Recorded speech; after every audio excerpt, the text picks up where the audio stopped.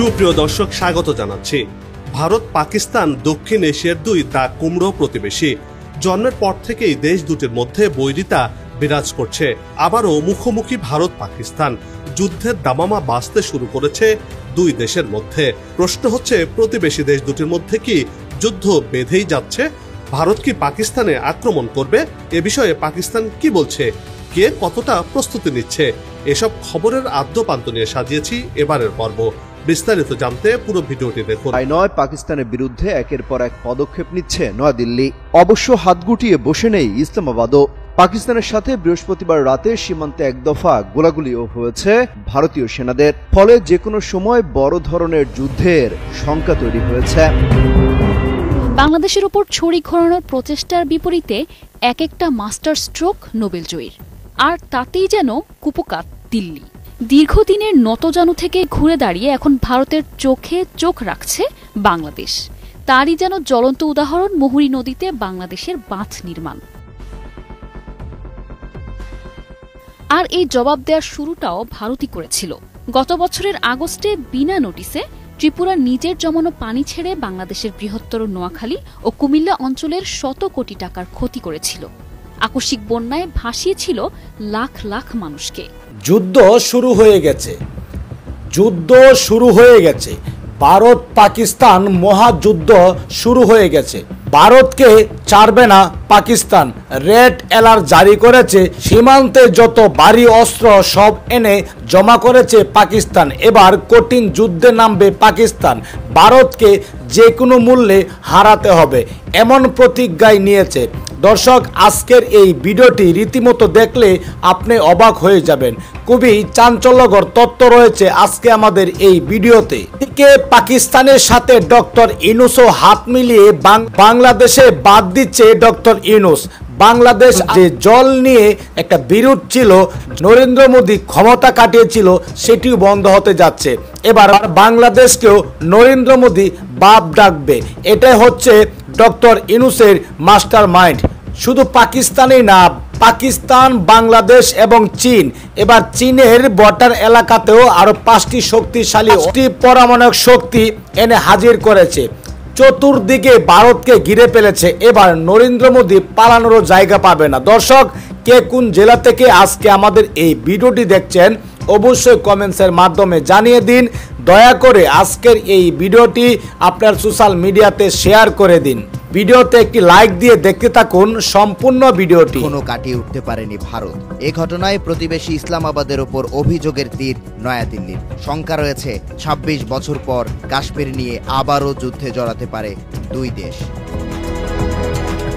তবে এবার কাশ্মীর নিয়ে যুদ্ধ শুরু হলে তা শুধুমাত্র ভারত ও পাকিস্তানের মধ্যেই সীমাবদ্ধ থাকবে না, এতে যুক্ত হতে পারে চীনও। কারণ ভারত সীমান্তে 5টি বিমান ঘাঁটিকে শক্তিশালী করার কাজ করছে পিপলস লিবারেশন আর্মি। সম্প্রতি এনডিটিভির বরাতে এমনই চাঞ্চল্যকর প্রতিবেদন প্রকাশ করেছে ইন্ডিয়া.com। ভারতীয় গণমাধ্যমটির দাবি, 2024 সাল থেকেই সীমান্ত সংলগ্ন 5টি বিমান ঘাঁটি আধুনিকীকরণের কাজ করছে শি জিনপিং প্রশাসন। এয়ারবেসগুলোর নাম টিংরি, লুহুনজি, বুরাং, ইউটিয়ান ও ইয়ারকান্ড। ঘাঁটিগুলোয় যুক্ত করা হয়েছে নতুন apron space engine test pad ও সাপোর্ট স্ট্রাকচার। এমন পরিস্থিতিতে অরুণাচল প্রদেশ ও লাদাখে জারি করা হয়েছে হাই অ্যালার্ট। প্রতিবেদনে উল্লেখ করা হয়, বিষয়টি ভারতীয় সামরিক বাহিনীর সামনে শক ওয়েভ হিসেবে ধরা দিয়েছে। স্যাটেলাইট চিত্রের মাধ্যমে চীনা এয়ারবেস তৈরির কার্যক্রম তুলে ধরে ইন্ডিয়ান এয়ারফোর্স। বাহিনীটির দাবি, সাম্প্রতিক ঘটনার প্রেক্ষিতে সদস্যদের সর্বোচ্চ সতর্ক অবস্থায় রাখা হয়েছে। ইন্টেল ল্যাবের গোয়েন্দা বিষয়ক গবেষক ড্যামিয়ান সাইমন জানান, পাকিস্তানের সঙ্গে যুদ্ধে জড়াতে পারে ভারত, এমন শঙ্কা থেকেই লাইন অফ অ্যাকচুয়াল কন্ট্রোলে নিজেদের অবস্থান শক্তিশালী করছে চীন। এটি শি জিনপিং এর বৃহৎ ভূরাজনৈতিক কৌশলের অংশ। ডিফেন্স.in এর প্রতিবেদন বলছে, সাম্প্রতিক সময়ে ভারতকে ঘিরে নিজেদের গোয়েন্দা এয়ারক্রাফটের ব্যবহার বাড়িয়েছে চীন। সিকিম থেকে এমন ঘটনার অসংখ্য তথ্য মিলেছে। গোয়েন্দা নজরদারি চালানোর ক্ষেত্রে হাই অল্টিটিউড লং এন্ডিউরেন্স হেল ড্রোন ব্যবহার করছে বেইজিং। অত্যাধুনিক এই ড্রোনটি 50,000 ফুট উচ্চতায় দীর্ঘ সময় ভেসে থাকতে পারে, যা হিমালয় সীমান্তে বাড়িয়ে তুলছে ভারতের নিরাপত্তা ঝুঁকি। গেল 6 ফেব্রুয়ারি ভারত অধিকৃত কাশ্মীর ভূখণ্ড দখলের হুমকি দেন জেনারেল আসিম মুনির। পাক সেনা প্রধান জানান, কাশ্মীর নিয়ে 3টি যুদ্ধ করেছি, প্রয়োজনে আরও 10টি যুদ্ধ করা হবে। নয়াদিল্লির সামরিক শক্তিকে ইসলামাবাদ ভয় পায় না বলেও মন্তব্য করেন তিনি।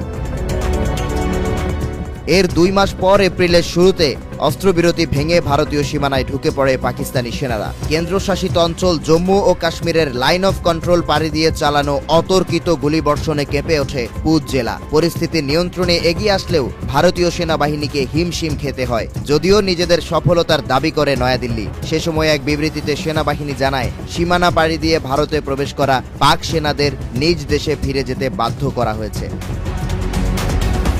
পেহেলগামে 26 পর্যটক হত্যার ঘটনায় যুক্তরাষ্ট্র ও রাশিয়ার পাশাপাশি নিন্দা প্রকাশ করেছে চীন। তবে বিশ্লেষকদের ধারণা, সীমান্তে এয়ারবেস শক্তিশালী করার মাধ্যমে ভারতের বিরুদ্ধে যুদ্ধে জড়ানোর সতর্কবার্তা দিল শি জিনপিং প্রশাসন। একটি ঘর বাড়ি ছিল সুইজারল্যান্ড খ্যাত পর্যটন সমৃদ্ধ অঞ্চল এই পেহেলগাম।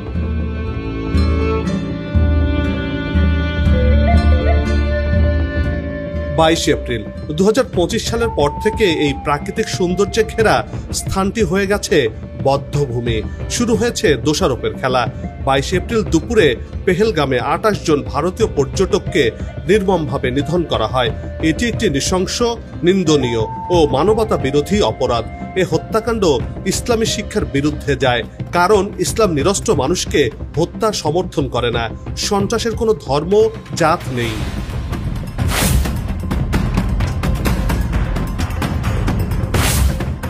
দক্ষিণ এশিয়ার 2 দাগ কুমড়ো প্রতিবেশী দেশ ভারত পাকিস্তান। 22 এপ্রিলের ঘটনা যেন আগুনে ঘি ঢেলে দেওয়ার মতো পরিস্থিতি তৈরি হয়েছে। দেশ দুটি সম্পর্ক বর্তমানে একদম তলানিতে গিয়ে ঠেকেছে। উভয় দেশ পাল্টাপাল্টি কড়া পদক্ষেপ নেওয়ার সিদ্ধান্ত ঘোষণা করছে।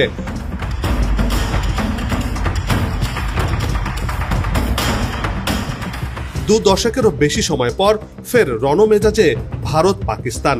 2 দেশের সীমান্তে যুদ্ধের দামামা বাজতে শুরু করেছে। সেনা, নৌ, বিমান 3 বাহিনীকেই প্রস্তুত করা হচ্ছে। আরব সাগরে রণতরী, ক্ষেপণাস্ত্র পরীক্ষা, নিজ নিজ সীমানায় যুদ্ধ বিমানের মহড়া ভাবিয়ে তুলছে বিশ্বকে, বিশেষ করে দক্ষিণ এশিয়াকে।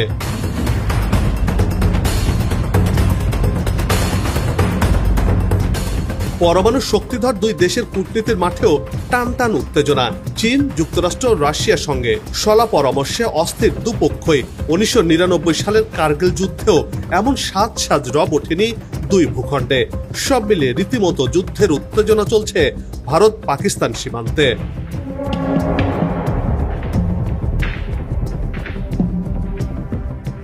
ভারতের নৌবাহিনী আরব সাগরে এন্টি মিসাইল পরীক্ষা চালিয়েছে।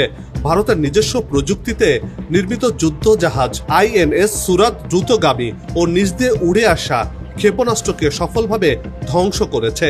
স্থলপথে শত্রু সাঁজোয়া গাড়ি ধ্বংসে সফল ক্ষেপণাস্ত্র পরীক্ষা চালিয়েছে ভারতের সেনাবাহিনীও। রাফায়েল Su-30 যুদ্ধ বিমান দিয়ে এক্সারসাইজ আক্রমণ নামে মহড়া শুরু করেছে দেশটির বিমান বাহিনী। এক্ষেত্রে ভারতের বায়ুসেনাদেরকেও যুদ্ধের জন্য প্রস্তুত করে তোলা হচ্ছে।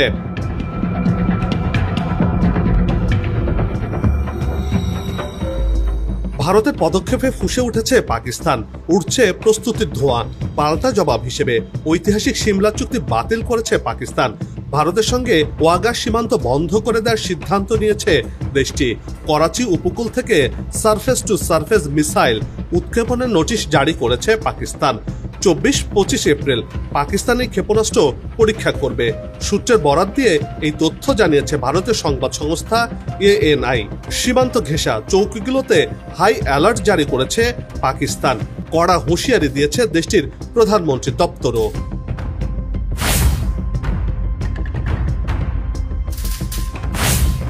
পাকিস্তান পূর্ণ শক্তি দিয়ে ভারতের জবাব দেওয়ার হুঁশিয়ারি দিয়েছে। পাল্টাপাল্টি এসব পদক্ষেপ সামরিক উত্তেজনা বাড়াচ্ছে।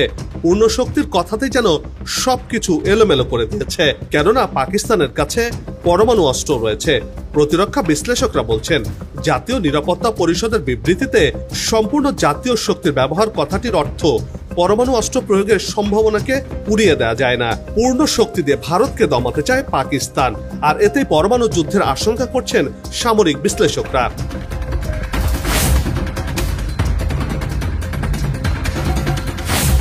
এদিকে ভারত পাকিস্তানের সেনাবাহিনীর মধ্যে গোলাগুলির ঘটনা ঘটেছে 24 এপ্রিল বৃহস্পতিবার রাতে জম্মু কাশ্মীরের লাইন অফ কন্ট্রোল বা এলওসিতে দুই পক্ষের মধ্যে গুলি বিনিময়ের ঘটনা ঘটেছে। সামরিক সূত্রের বরাত দিয়ে ভারতীয় সংবাদ মাধ্যম এনডিটিভি এ তথ্য জানিয়েছে।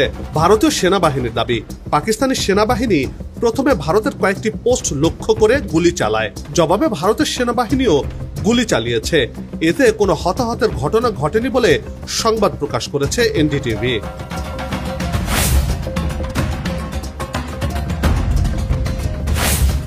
ভারতের প্রধানমন্ত্রী নরেন্দ্র মোদী সম্প্রতি পেহেলগামে পর্যটকদের ওপর হামলার পর পাকিস্তানকে অভিযুক্ত করে কঠোর হুঁশিয়ারি দিয়েছেন।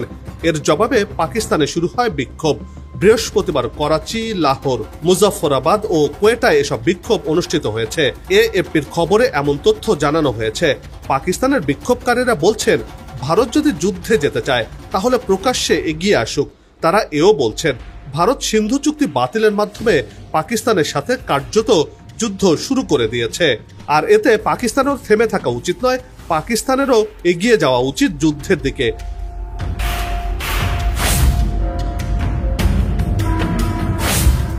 প্রশ্ন আসছে, তাহলে কি ভারত সরকার যুদ্ধের ঘোষণা দেবেন?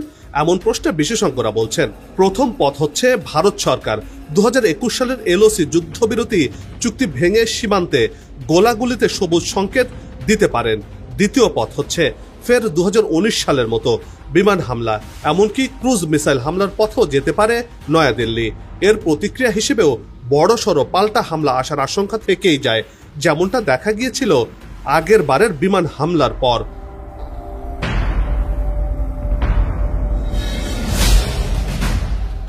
বিশেষজ্ঞদের অবশ্য দাবি, সার্জিক্যাল স্ট্রাইকের মতো সেনা অভিযানের সিদ্ধান্ত নেওয়া কেন্দ্রের নরেন্দ্র মোদী সরকারের পক্ষে বেশ কঠিন, কারণ সেক্ষেত্রে প্রত্যাঘাতের রাস্তা বেছে নিতে পারে ইসলামাবাদ।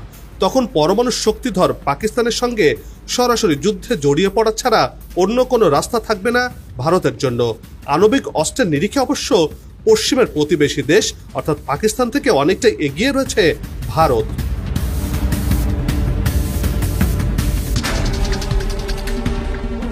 কোনো পথই ঝুঁকিমুক্ত নয়, আর এখন যুক্তরাষ্ট্র নানা ইস্যুতে ব্যস্ত, ফলে তারা হয়তো এই সংকট মোকাবেলায় যথাযথ ভূমিকা নিতে পারবে না বলেই মনে করছেন বিশ্লেষকরা। ভারত পাকিস্তানের যে কোনো সংকটে সবচেয়ে বড় ঝুঁকি হলো উভয় পক্ষই পারমাণবিক শক্তিধর দেশ। এই বাস্তবতা সামরিক কৌশল থেকে শুরু করে রাজনৈতিক হিসাব নিকাশ পর্যন্ত প্রতিটি সিদ্ধান্তকে গভীরভাবে প্রভাবিত করে। তাই উভয় পক্ষকেই অনেক সতর্কতার সাথে পদক্ষেপ নিতে হবে বলে মনে করছেন বিশ্লেষকরা।